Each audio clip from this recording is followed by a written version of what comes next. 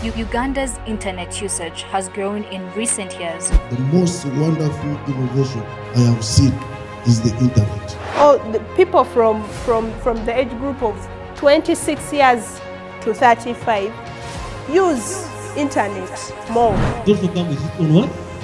Challenges. What should the government do before making internet laws? They should do consultation with all the persons. We have a right to privacy, so this one should be made compulsory. I've also been thinking that my information is safe. I'm still lacking. These are issues that were raised in the report, but also came out during our regional meetings.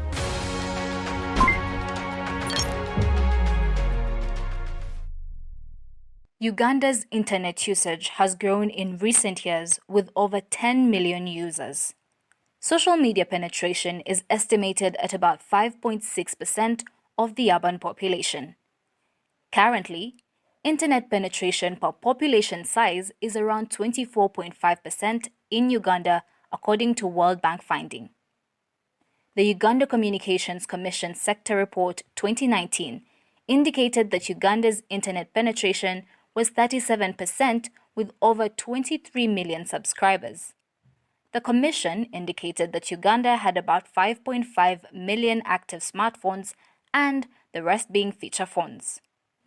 However, for over 10 years, different reports have indicated that the more internet usage increases is the more the state continues to violate citizens' digital rights.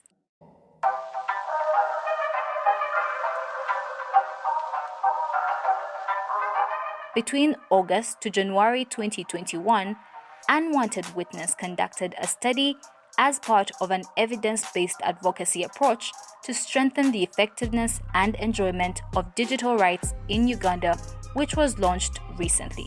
Between late 2020 and early 2021, Unwanted Witness conducted a study. This study was purposely to find out how the legal framework impacts on the enjoyment of digital rights, and also to understand whether Ugandans understand that they have a right they understand digital rights, and whether they understand that they have a right to internet, to the use of the internet. So this report came out early this year, 2020, and it was launched on the 12th of February in Kampala. During that launch, we had different stakeholders during the launch. After the launch, Unwanted Witness embarked on the information dissemination tour to the 4 regions of Uganda to circulate the report findings to selected districts. For example, the Eastern in Soroti, we went to West Nile in Arua, we went to Central, Masaka, we did go to the Albertine region, Hoima. We also went to the Rwenzori region, specifically Kasese.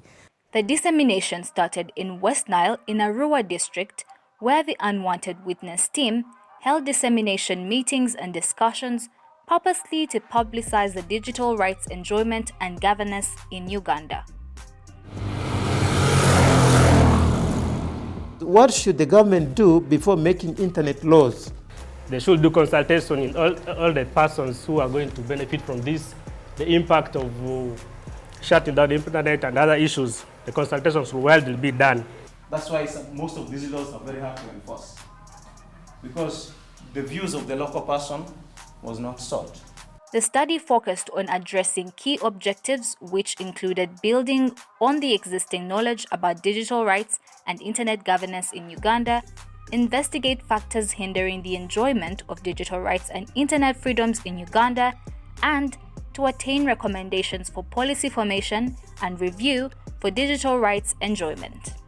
I've not read through this report, but I strongly believe it's a report that is quite new about what we have gone through recently, or what we are going through in this country about the digital rights, especially the internet and the rest. I really want to say that yes, we have advanced so much in technology, but not all Ugandans, isn't it? Take, for instance, West Nile. Yes, we can talk about Uganda, but limit yourself to West Nile. Even further, move to Arua. where me and you is how many of us have access to this technology. So this shows that the people from the age group of 26 years to 35 use internet more often than the other age groups.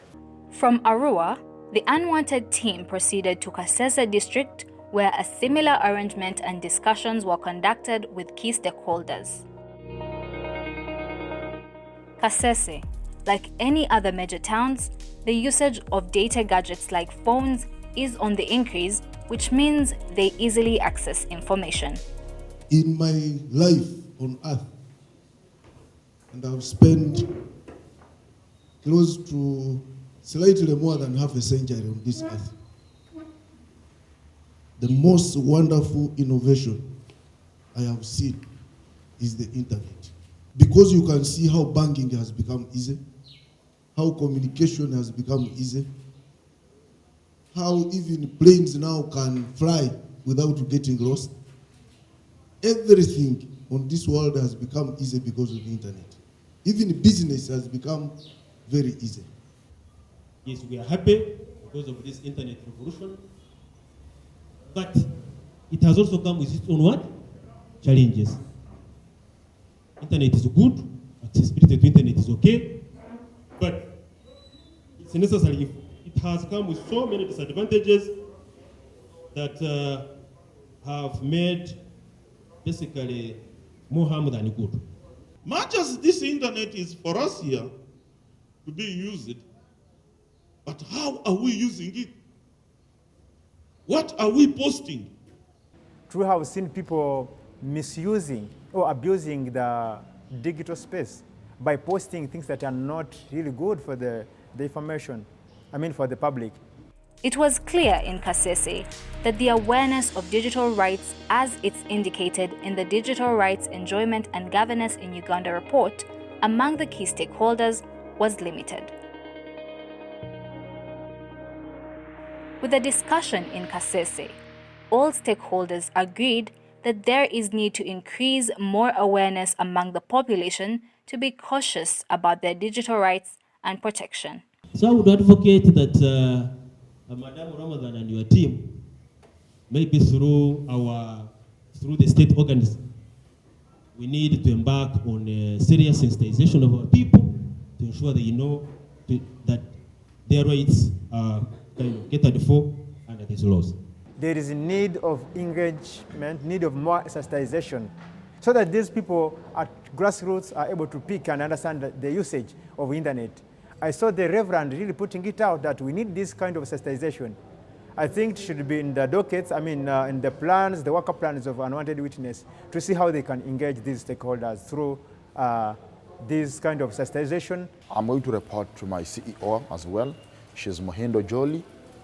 And then other people who work within the organization, that they are people who can defend our rights on the digital space. At the same time, having seen the report that we have launched today in the Rwenzori region, in Kasese, that we can work together and realize something and then shoot up to realize our goals and our dreams. I'm going to use my knowledge, the knowledge that I've learned from the Unwanted Witness, knowing that they are also behind us, and also the fact that they can always be willing to come back and actually give us more knowledge on how we can tackle some of these issues. From Kasese, the dissemination exercise was taken back to Central Region in Masaka district.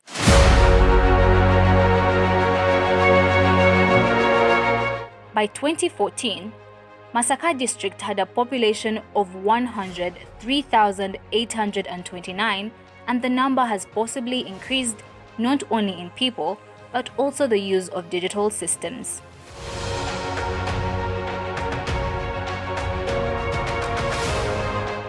The dissemination was successful as stakeholders welcomed the Digital Rights Report, which they said was an eye-opener to many. What are we learning from this as leaders is that we must engage into the campaign of doing the advocacy for these rights. And secondly, government must be, we appeal to government. We are all part of government, but we continue to appeal to authorities that they take this matter seriously. Otherwise, we are being left to these companies that these companies take advantage of people's unawareness of their rights, and they take exorbitant fees from us. Everybody who has attended this workshop and concentrates on reading this report will get much information on digital rights and will know when and where these rights are being misused or are being infringed on. First of all, I would love to thank Unwanted Witness for this awareness. Though I wouldn't say that I know much, I'm still lacking. I still need some more of the internet, managing my website, managing all my Twitter accounts and the Instagram, because sometimes bloggers hack into them and there is why they disorganize your information. So my humble request to Unwanted Witness to bring more awareness how we can protect those accounts, because fine, we have the strong passwords, but there is some way those people can hack into the systems and disorganize them. Stakeholders that included community leaders asked Unwanted Witness to widen the dissemination activities up to village levels and create more awareness about digital rights, privacy, and protection, citing the need to respect and follow the United Nations Universal Declaration of Human Rights. And there is need of more workshops so that we see how these digital rights can be passed to all people in their communities and they understand a lot about the digital rights. Through discussion groups, it was made easy for participants to understand the report for easy feedback. We were asked the challenges that we meet along the way as we use internet. We said among the challenges, there are high data costs. I think this is not debatable. We have a slow network. In this exercise, some members raised their concern of lack of internet connection and affordability in their areas, which they asked government to work on. They're complaining of the high internet, but also the connectivity is very slow and the level of access, not everybody accesses the internet. Government has been coming out, pulling down social media. Up to today, Facebook is not yet back restored. These are issues that were raised in the report, but also came out during our regional meetings. Similarly, the same arrangements were replicated in Hoima district, where the report was welcomed as an eye-opener to many participants. The fact that we are all here through media invitation, I'm very sure that there is a big impact, especially when you look at the state of digital rights and governance in Uganda. Our being here is an evidence that there is a level where we are going as a country, and especially the world at large. Through formation working groups, more engagements were made by Unwanted Witness team as they further discussed the state of digital rights enjoyment and governance in Uganda report. What do you think should be done to protect the personal data? Let's encourage people to use secure VPNs like the premium. We need a lot of digital security training so that people to know how they can keep the information guarded, how their gadgets can be guarded when they are on internet. We have a right to privacy, so this one should be made compulsory. It should be respected by everyone, including the service providers of internet. Participants were concerned about the findings of the report, especially the continued violation of rights of journalists and the lack of assurance of their privacy in the process of using data. We all focus on Facebook, WhatsApp, Twitter, that we are too addicted on those areas. But we have other areas which organizations invest money in. Information management systems. How information is transmitted from, let's say, Buseruka up to Kampala, and it is again saved in the cloud. So those are the areas that we need to discuss. In that, the discussion shift from that people misuse Facebook, misuse Twitter, because the Twitter, the Facebooking, some people whom you see online, they are paid. That is employment to them to do their work, to blast the government, to blast everyone. So we need to look at it in detail and understand. It has been a very interesting event, and it's an opportunity for us, mostly those who are in the extractive industry, as human rights defenders, to learn and understand the rights we have as human rights defenders in relation to information access and digital security. What I've learned that it is my individual right, it is a social justice to have access to internet. Not only having access to internet, but having safe, secure, and affordable access to internet. The dissemination tour in the 4 regions ended in one of the fast-growing towns, which is Soroti.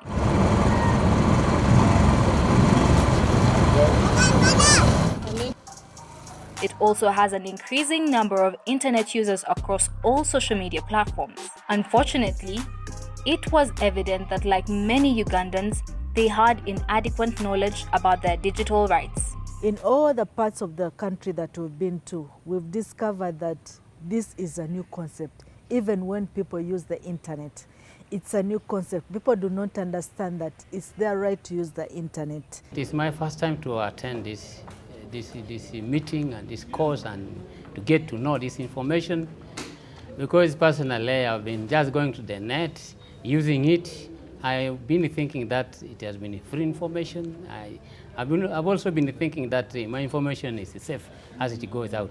But today I have learned that I think there is need to know more about it. I also learned about the policies and the legal framework, and of course also I also learned about other government agencies and those policies that help in terms of regulating the access to internet. So I learned a lot of things in this today's training. That I also learned that the dissemination of the findings alone was inclusive in a way that during the research times, all people were visited, including persons with disability, whereby 17 people were visited and they gave their honest opinion. So to me, this kind of engagement today has empowered me to understand that as far as we're human beings in Uganda or citizens, we have a right to digital internet, because this is human rights connected with the technology. The dissemination exercise was successful in Soroti, as many participants indicated the urgency of more sensitization of information concerning their digital rights, protection, and privacy. So if we don't speak about issues that are affecting us in our country, there's nobody going to speak about them. The unwanted witness has come as an opener to us, while calling upon us to have both of us to have engagement in where we are. In the state of digital rights, there are several loopholes that restrict its enjoyment, which include limited and high charges imposed on the cost of internet bundles, poor internet connectivity in most parts of the country, which hinders proper use, and also increased rates of cyberbullying.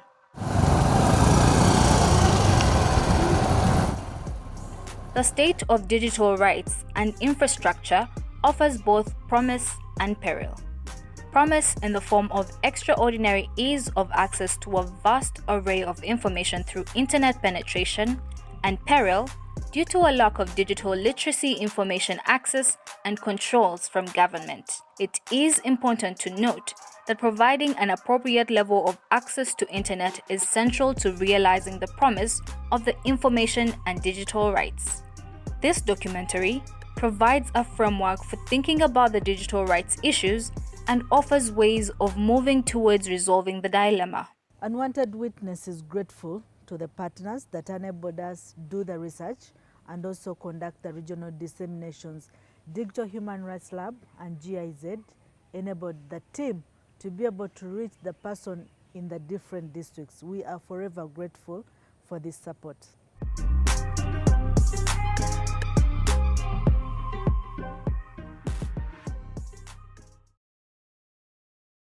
Uganda's internet usage has grown in recent years. The most wonderful innovation I have seen is the internet. The people from the age group of 26 years to 35 use internet more. It also comes with its own what? Challenges. What should the government do before making internet laws? They should do consultation with all the persons. We have a right to privacy, so this one should be made compulsory. I've also been thinking that my information is safe. I'm still lacking. These are issues that were raised in the report but also came out during our regional meetings.